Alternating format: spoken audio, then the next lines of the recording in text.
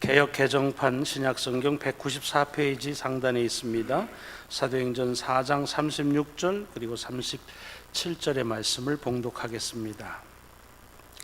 구브로에서 난 레위족 사람이 있으니 이름은 요셉이라. 사도들이 일컬어 바나바라, 번역하면 위로의 아들이라 하니 그가 밭이 있음에 팔아 그 값을 가지고 사도들의 발 앞에 두니라. 아멘. 아멘. 봉독한 말씀을 가지고 목사님 나오셔서 귀한 하나님 말씀을 선포해 주시겠습니다.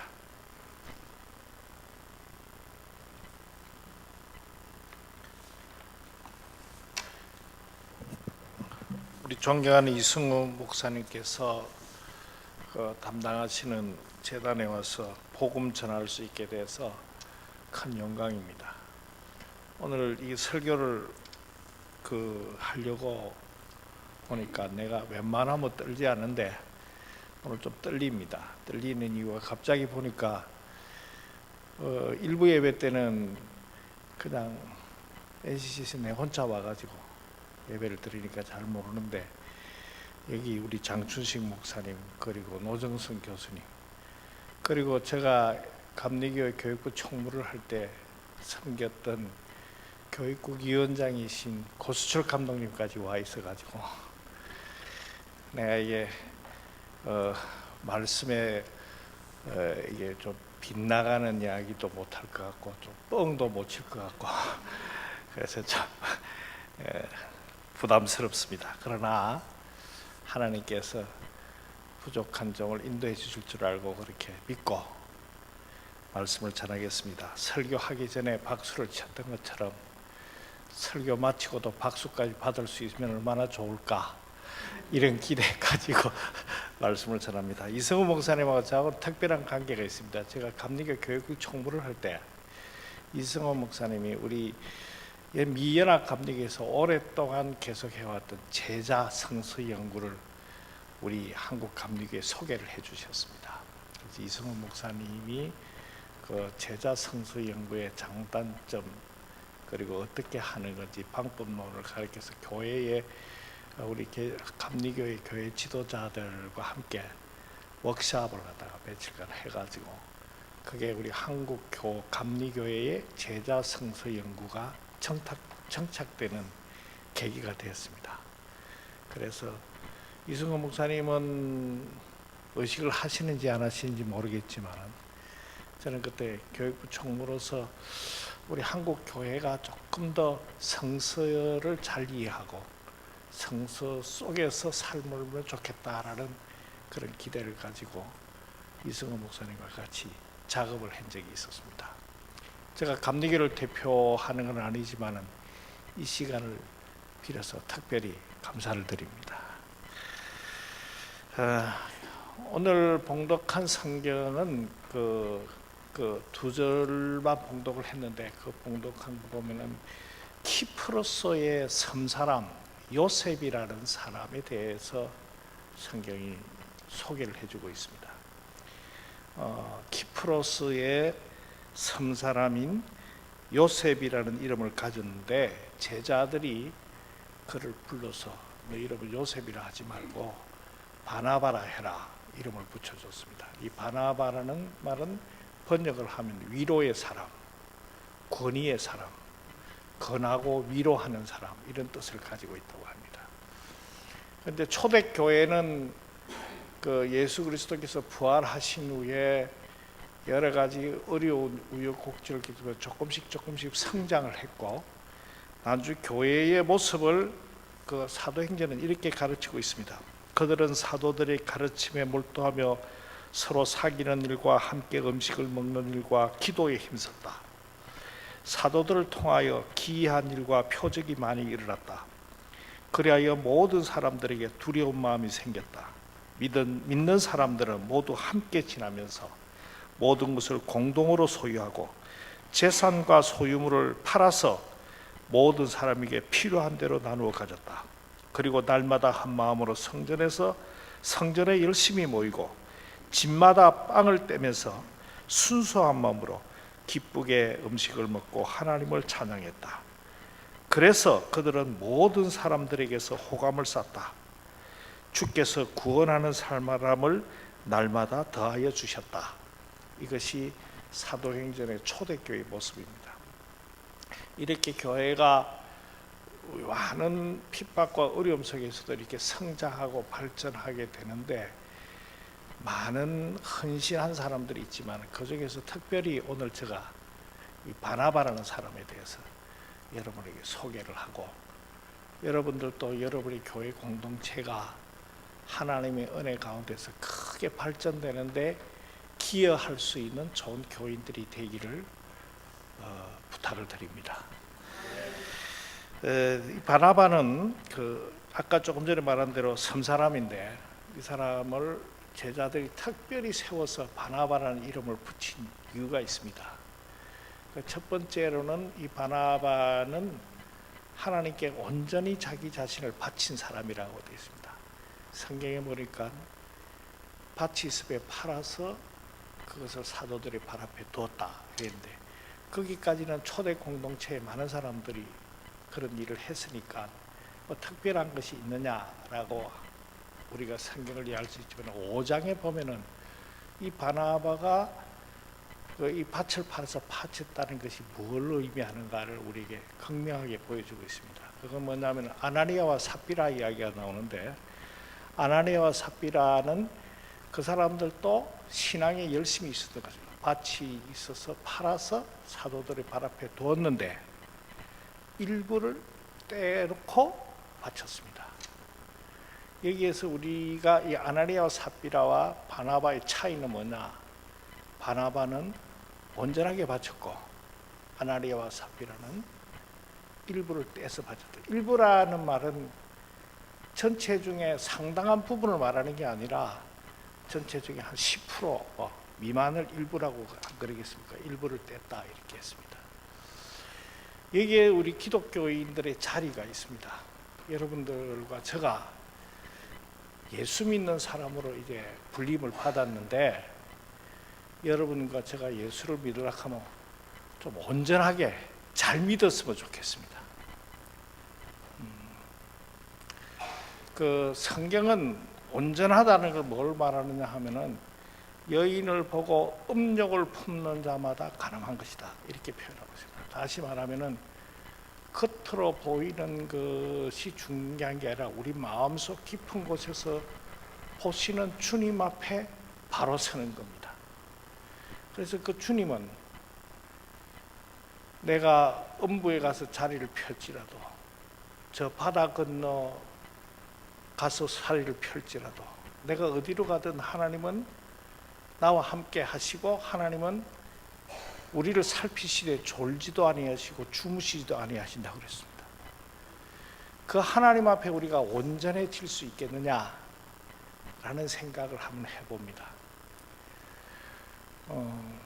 예수 믿는 일은 피곤한 일입니다. 그렇죠? 여러분들 예수 믿는 게 즐거운 일이 같지만 나는 좀 피곤합니다. 이런 말을 하면은 좀 여러분들이 어쩐지 몰라도, 내가 한 가지 비유로 말씀드립니다. 내가 신학교 다닐 때 우리가 11계명을 나는 외웠습니다. 여러분은 10계명밖에 모르시죠? 근데 10계명을 보면은 10계명은 예수 믿는 사람이나 믿지 않는 사람이나 지켜야 될 덕목이 다 있습니다. 부모를 공경하라, 이웃을 대하여 거짓 증언하지 말라, 내 이웃의 물건을 탐하지 말라, 뭐 이런 것들은 예수 믿는 사람이나 안 믿는 사람이나 지켜야 될 도리입니다. 그런데 세상 사람들과 기독교인이 다른 것은 들키지만 않으면 되는 게 세상 사람들의 도리입니다. 나는 그래서 11계명을 지켰다. 11계명이 여러분 한번 장난삼아 따라 한번 해보십시오. 들키지만 마라. 그게 11계명이었습니다. 왜냐하면 우리가 기독교인이라는 것은 사람들은 눈은 속일 수 있지만 하나님의 눈은 속일 수가 없잖아요. 그러니까 내가 내 양심에 비춰봐도 내가 정직하다, 내가 온전하다라고 말할 수 있는 자신이 없어서 들키지만 않으면 될 것 같아라는 그런 내 도피의 자리가 11계명이었습니다. 불꽃 같은 눈으로 살피고 계신 주님 앞에 여러분이 들키지 않을 수 있는 재주가 있으시겠습니까? 그러니까 우리 그리스도인들은 그런 부분에서 온전하게 산다라는 것이 참 도전해야 될 가치이기도 하지만은 굉장히 힘든 자리다 이런 생각을 합니다. 근데 만약에 이 온전하다는 이 자리만 있다고 한다면은 우리는 어쩌면은 질식에 죽을는지도 모릅니다. 그런데 아나니아와 삽비라의 이야기를 다시금 한번 돌아가 봅시다. 베드로가 아나니아와 삽비라에게 이게 전부냐 물었을 때 내가 전부라고 대답을 했습니다. 다시 말하면은 하나님 앞에 정직하지 못했던 겁니다. 내가 처음에는 전부를 바치려고 했는데 생각해 보니까 여러 가지 걱정도 많아서 내가 일부를 떼놓고 바칩니다. 양해해 주십시오. 내가 좀 부족했습니다. 생각이 모자랐습니다. 라고 만약에 했다면은 아나니아와 삽비라가 죽음의 자리까지 갔을까 생각을 해봅니다. 이 부분은 우리 기독교적 용어로 회개라는 겁니다. 하나님께서 우리에게 온전하게 살아라고 말씀을 하셨을 뿐만 아니라 온전하게 살지 못한 우리들을 회개의 자리로 인도해 주십니다. 그래서 우리는 주일날 하나님 지난 여세 동안 우리가 하나님 앞에 정직하게 살지 못했고 이웃 앞에 온전하게 살지 못했습니다. 우리를 용서해 주시고 새로운 각오, 새로운 마음으로 우리가 시작하고자 하오니 우리를 결코 홀로 두지 마시고 성령께서 함께 하셔서 이 세상을 이기게 해 주십시오 라고 기도할 수 있는 은총을 여러분에게 주신 것입니다. 그래서 여러분들은 온전하다는 말에 생각하다 보니까 가슴이 답답할 때 하나님께 기도할 수 있는 은총 주신 것 여러분들이 기억하시고 우리가 기독교인이 가져야 될 덕목이 온전하게 정직하게 이 두 단어를 꼭 기억하시면서 신앙생활 해나가시길 바랍니다. 가인과 아벨의 이야기가 있습니다. 가인에게 하나님은 이렇게 물으셨습니다. 내 동생 아벨이 어디 있느냐 이렇게 물으셨습니다. 하나님이 아벨이 가인에게 죽임을 당했다는 걸 모르고 물으셨을까요? 하나님의 그 질문은 가인이 하나님 앞에 솔직하게 고백하기를 원하셔서 물으셨을 겁니다. 만약 가인이 하나님 내가 잠시 마음의 생각이 틀려져서 내가 질투에 쌓여서 내 동생을 죽였나이다 용서해 주소서 만약 이렇게 무릎을 꿇었다면 어떻게 됐을까? 근데 가인의 대답은 어떻습니까? 내가 아우가 어디인지 모릅니다. 내가 아우를 지키는 자입니까? 이렇게 가인이 대답했습니다. 하나님께 주신 용서의 은총을 가인은 받아들이지 못했던 겁니다. 여러분과 제가 오늘 이 거룩한 주일날 하나님의 은총을 받을 수 있는 그런 시간이 됐으면 좋겠습니다. 두 번째 이 바나바가 의 덕목이 뭐냐 하면은 성경에 이렇게 되어 있습니다. 예루살렘 교회가 안디옥 교회의 소식을 듣고 안디옥에다가 바나바를 보냈습니다. 바나바가 가서 거기에 하나님의 은혜가 내린 것을 보고 기뻐해서 모든 사람들에게 굳센 마음으로 주님을 의지하라고 권했다 이렇게 말했고 그 예루살렘 안디옥 교회가 성장을 했다는 걸 굉장히 발전했다는 걸 우리에게 말해주고 있습니다. 이 안디옥 교회는 우리 교회의 역사에도 매우 중요한 위치를 점합니다. 예루살렘 교회는 유대인들만의 교회였고 안디옥 교회는 유대인들 외에 이방인들에도 개방한 다시 말하면은 바가트로 이스라엘 외의 바갓 지역으로부터 선교를 할 수 있는 가교 역할을 한 지역이 안디옥 교회입니다.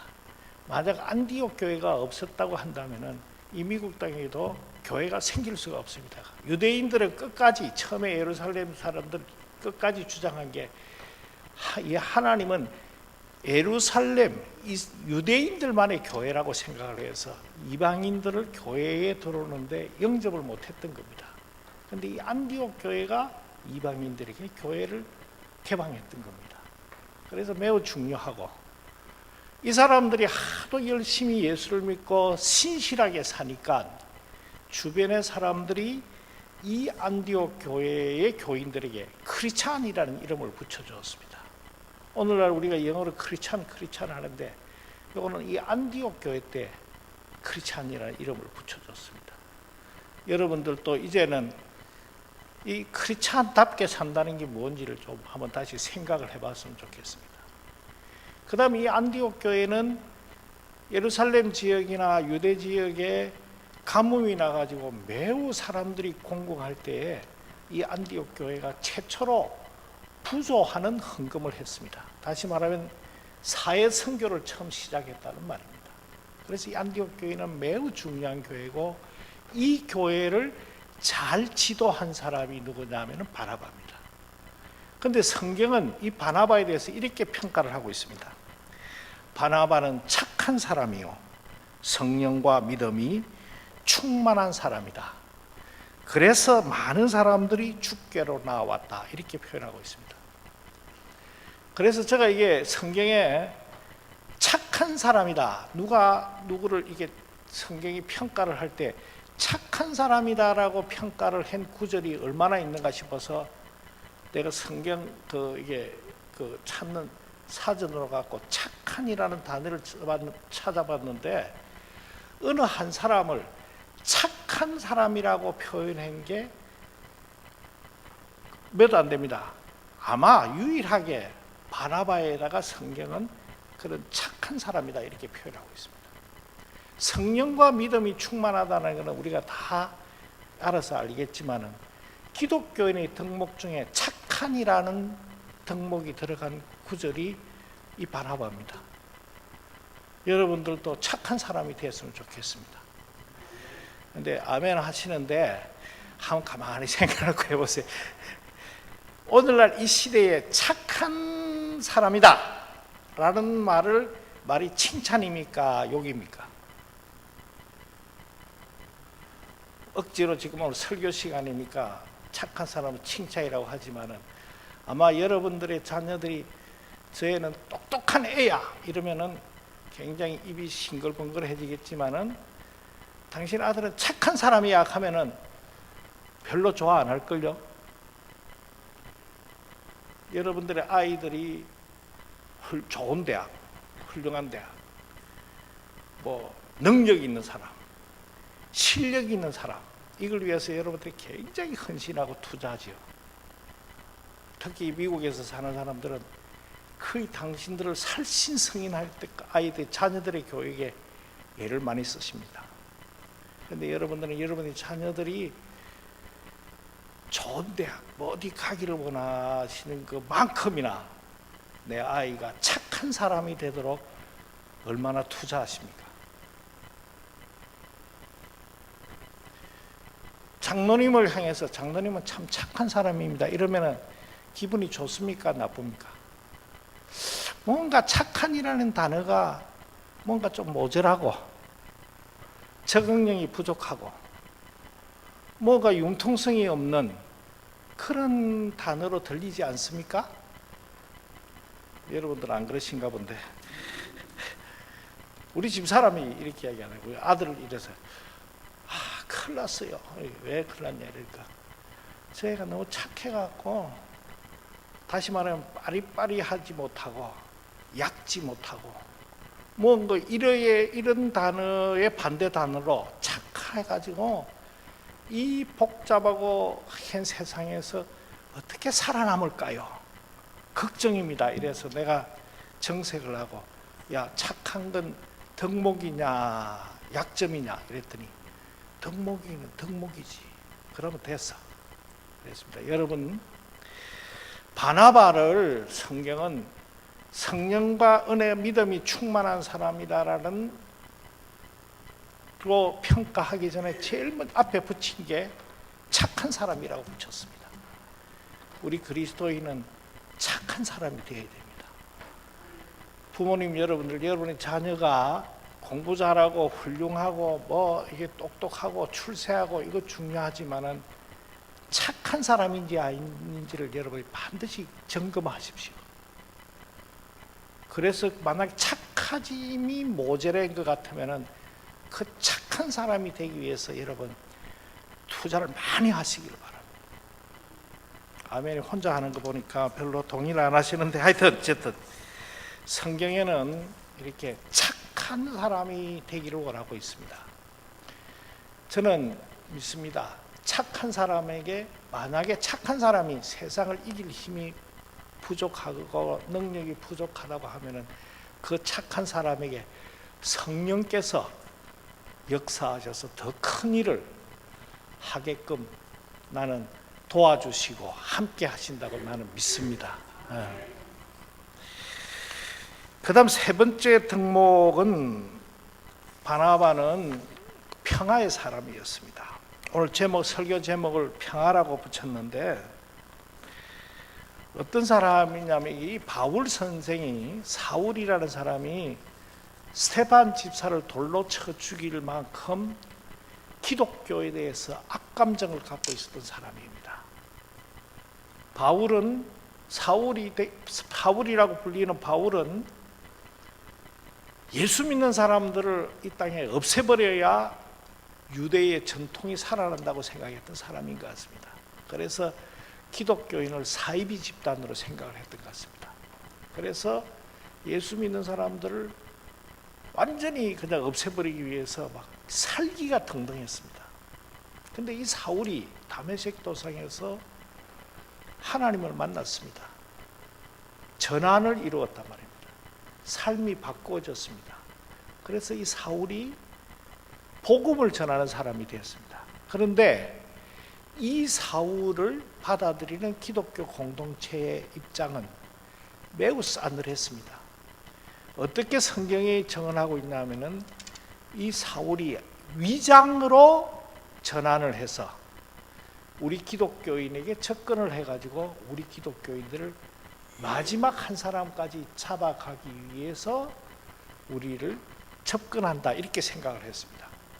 의심의 벽이 높아서 사울을 절대로 받아들이지 못했습니다. 아니, 실상 사울이 정말로 전환을 했다 하더라도 기독교 공동체는 받아들일 수 없는 사람입니다. 어제까지만 해도 자기의 동료 스데반을 돌로 쳐 죽인 사람입니다. 우리가 아무리 착한 사람이고 하더라도 이 사울을 받아들일 수 있겠어요? 그럴 때 예수의 제자들과 사울 사이를 화해시킨 사람이 누구냐 하면은 바나바입니다. 성경에 보니까 그러나 바나바는 사울을 맞아들여 사도들에게 데리고 가서 사울이 길에서 주님을 본 일과 주께서 그에게 말씀하신 일과 사울이 다마스커스에서 예수의 이름으로 담대히 말한 것을 그들에게 이야기해 주었다. 이렇게 해서 예수의 제자들과 사울 사이를 화해를 시켰습니다. 우리 기독교의 자리가 이 자리입니다. 여러분들도 화해자, 평화를 만드는 사람들이 되시기를 바랍니다. 쉬운 일 아닙니다. 평화를 만드는 사람들은 오해를 받습니다. 이쪽으로부터 오해도 받고 저쪽으로부터 오해가 받습니다. 그런데 바나바는 이 자리에 섰습니다. 저는 기독교 목사로서 통일 문제에 관심이 많습니다. 그래 많아가지고 이런저런 노력도 하다가 독일이 통일되고 난 후 1년 만에 독일을 방문한 적이 있습니다. 서독교회의 주선으로 동독 지역을, 동베를린 지역으로부터 동독 지역을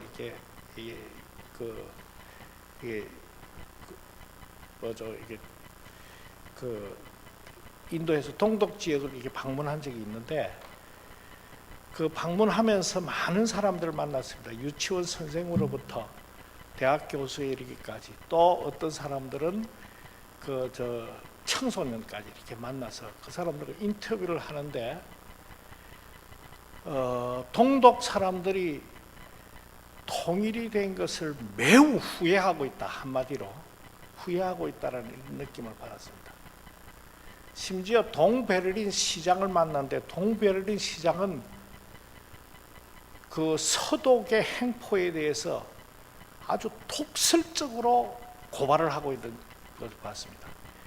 그건 뭐 정치적 영향력의 차이 때문에 그렇다 치는데, 청소년들을 만난 적이 있는데, 이 청소년들은 어제까지만 해도 사회주의를 찬양하던 사회 시스템이 붕괴되고 사회주의를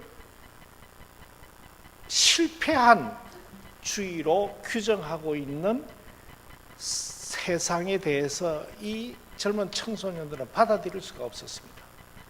어제까지만 해도 자기 선생이 공산주의만이 우리 사회를 해방시킬 수 있는 유일무이한 유토피아적 이상이라고 이야기를 해놓고 난 뒤, 공산주의가 동독이 무너지고 나니까 야 빨리 자본주의를 배워라라고 이야기하는 어른들을 이해를 못했습니다. 그래서 청소년들이 대부분 빠지는 게 뭐냐면, 기성세에 대한 불신 때문에 술과 마약, 그렇지 않으면은 신나치주의를 조직을 해서 그 사이에 불만 세력으로 자라나고 있는 것을 경험했습니다.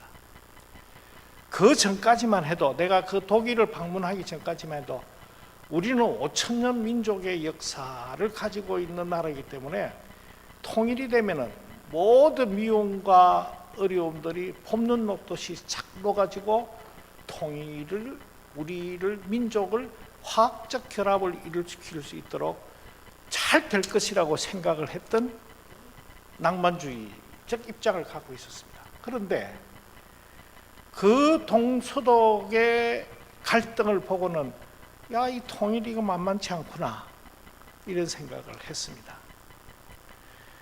그런데 그 동독교회와 서독교회 지도자들이 만나서 서로 갈등하고 있는 장면을 우리가 보면서 그 마지막 폐 예배를 드릴 때 서독교회 감독이 마지막 폐 예배 설교에 이런 설교를 했습니다.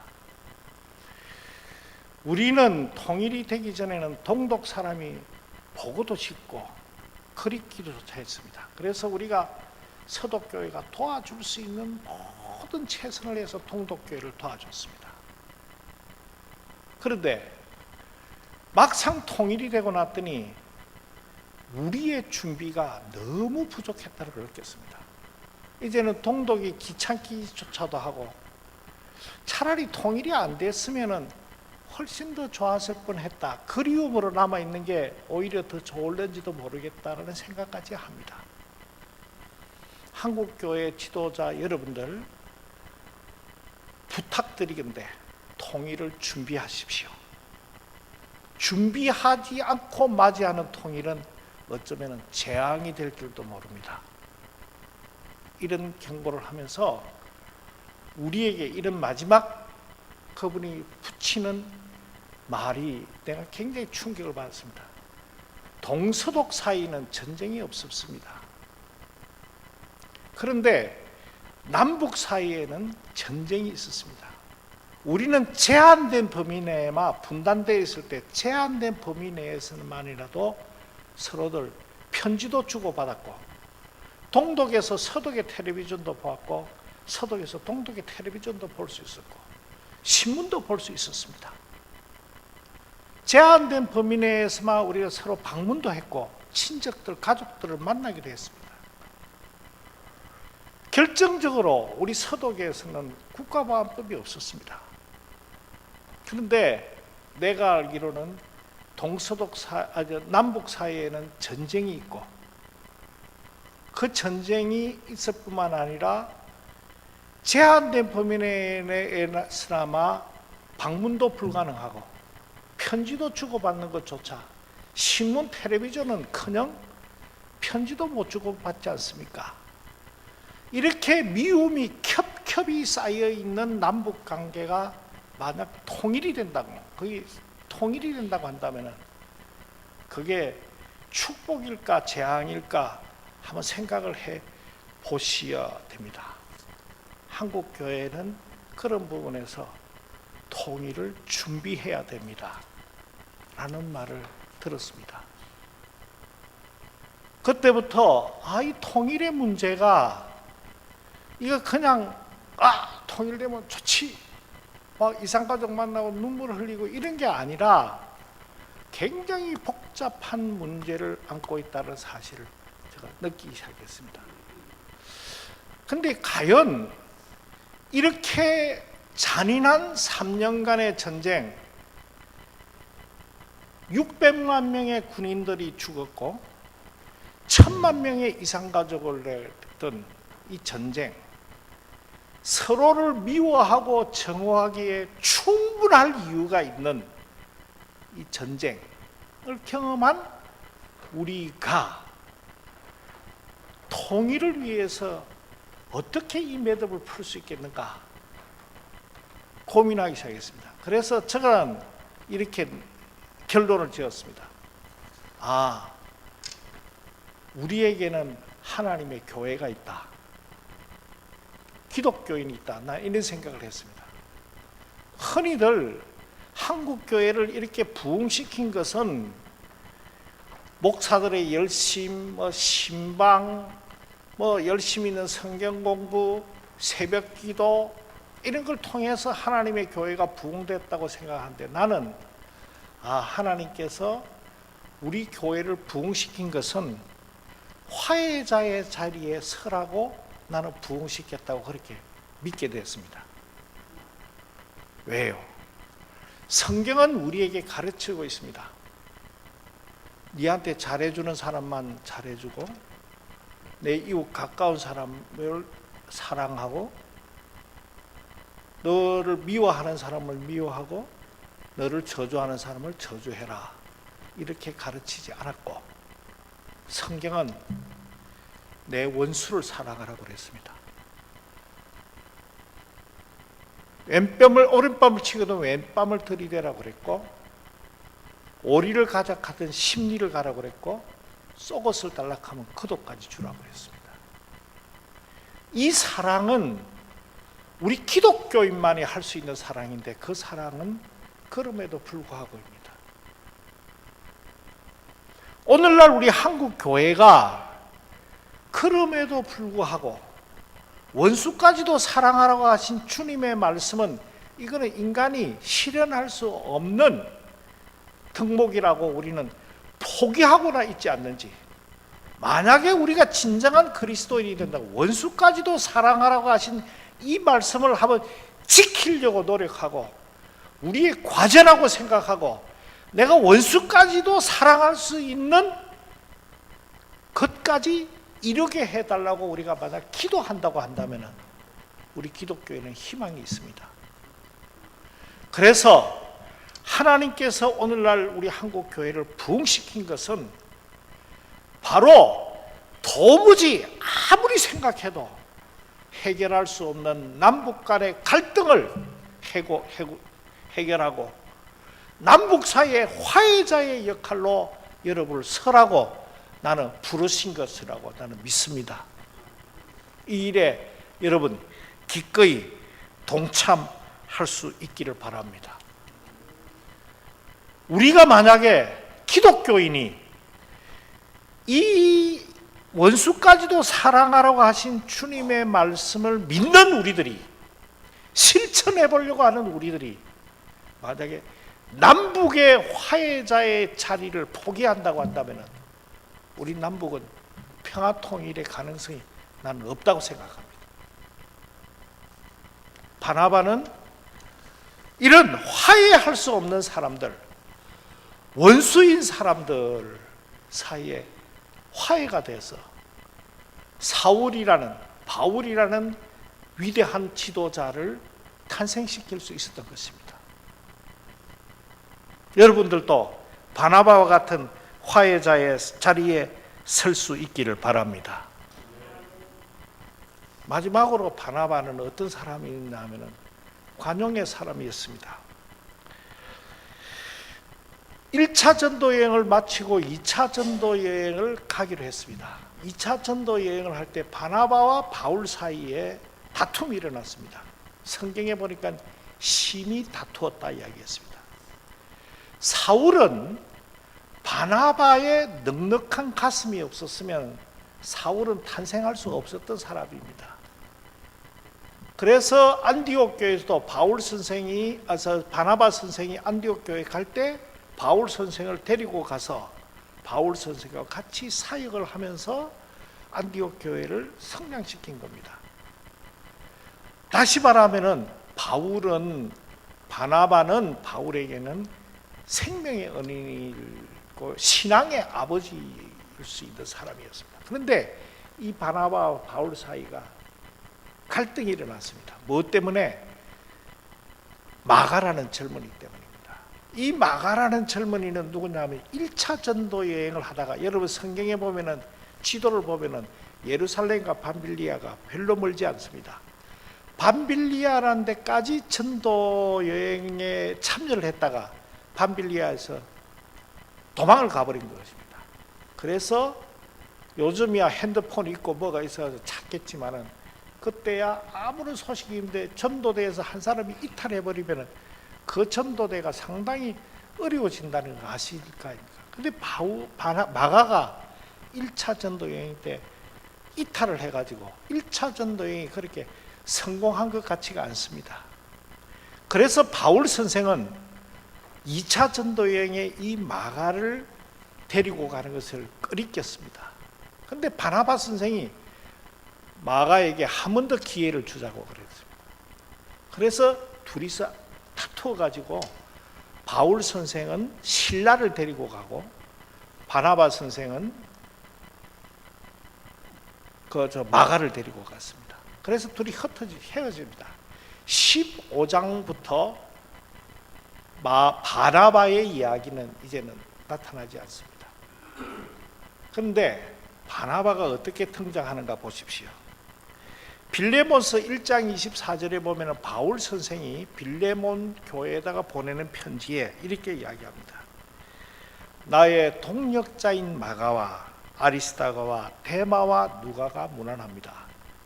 바울 선생이 자신의 동역자의 첫머리에 마가라는 이름을 거론합니다. 마가는 바울 선생의 동역자일 뿐만 아니라 동지이기도 했습니다. 바울 선생이 옥에 갇힙니다. 복음을 전하다가 옥에 갇혔는데 많은 사람들이 고난을 당하는 바울 선생을 떠납니다. 그런데 바울 선생이 이렇게 이야기합니다. 나와 함께 갇혀있는 아리스다가와 마가가 여러분에게 문안합니다. 여러분은 이미 들었겠지만 마가가 여러분들에게 가거든 나를 대하듯이 잘 영접해 주시기를 바랍니다. 이렇게 이야기합니다. 바울 선생이 싹수가 없다고 생각해서 버렸던 그 마가를 바나바 선생이 잘 자기 고향으로 데려가 건사해서 자기를 버렸던 바울에게 보내서 바울에게는 없어서는 안 될 동역자가 되는데 그 동역자의 첫머리에 마가고 바울 선생이 감옥에 갇히는 고난을 당할 때도 끝까지 같이 했던 사람이 마가입니다. 바울 선생이 이제 죽음을 직감하고 자신의 일을 맡길 사람을 찾습니다. 디모데후서 4장 11절에 보면은 내 아들 디모데야 너는 어서 속히 내게 오라. 데마는 이 세상을 사랑하여 나를 버리고 데살로니가로 갔고 그리스게는 갈라디아로 갔고 기도는 달마디아로 갔고 누가만 나와 함께 있느니라. 너는 올 때 내 혼자만 오지 말고 마가를 데리고 오라. 그는 나의 일에 매우 요긴한 사람이다. 이렇게 표현하고 있습니다. 바울 선생이 죽음을 직감하고 자기 일의 이루지 못한 일을 맡길 후계자를 찾는데 후계자를 지목한 사람이 마가입니다. 그 마가는 바울 선생이 한때 버렸던 마가입니다. 싹수가 없다고 해서 도무지 희망을 찾았다고 해서 버린 마가입니다. 이 마가를 바나바는 근사하고 관용을 베풀고 다시금 지도자로 잘 교육해서 그가 버린 바울에게 어쩌면 바나바 선생이 생각할 때는 이 마가 사울도 괘씸하기 짝이 없었을 겁니다. 지가 내한테 진 신세가 얼만데 지가 그 제자들에게 배척을 받았을 때 내가 소개하고 화해자로 서서 그를 건사하고 세워줬는데 이렇게 생각하면 마가를 다시금 바울 선생에게 보낼 엄두를 냈겠습니까? 그런데 바나바는 그런 모든 것을 다 극복하고 마가를 보냈고 마가는 바울의 선교에 없어서는 안 될 기둥 같은 존재가 됐던 것입니다. 이 마가는 바울에게만 유용한 사람이 아니라 베드로 전서에 보면은 이렇게 이야기하고 있습니다. 여러분과 함께 택하심을 입은 바벨론에 있는 자매 교회와 나의 아들 마가가 여러분에게 문안합니다. 베드로 선생은 이 마가를 나의 아들이라고 이야기했습니다. 초대교회의 이 마가가 초대교회의 발전에 영향을 미치고 복음의 전도에 큰 영향을 미쳤던 사람 중에 마가를 빼놓고는 이야기할 수 없죠. 마가는 큰 영향력을 미칩니다. 그 마가를 바나바 선생은 가슴에 안고 그에게 관용을 베풀었던 결과입니다.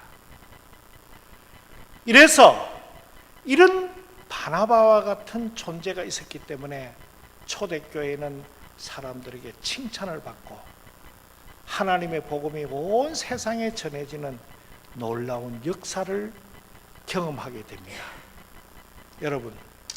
여러분과 제가 바나바와 같은 넓은 가슴 가질 수 있었으면 좋겠습니다. 바나바와 같은 정말로 하나님 앞에 온전하고 정직하고 착한 사람이요 평화의 사도로 또는 화해자로 여러분들과 제가 서면은 우리 교회는 희망이 있습니다. 우리 교회는 어려움과 고난을 극복하고 이 세상에 희망이 되고 우리 민족에게 희망이 될 수 있을 것으로 저는 확신합니다.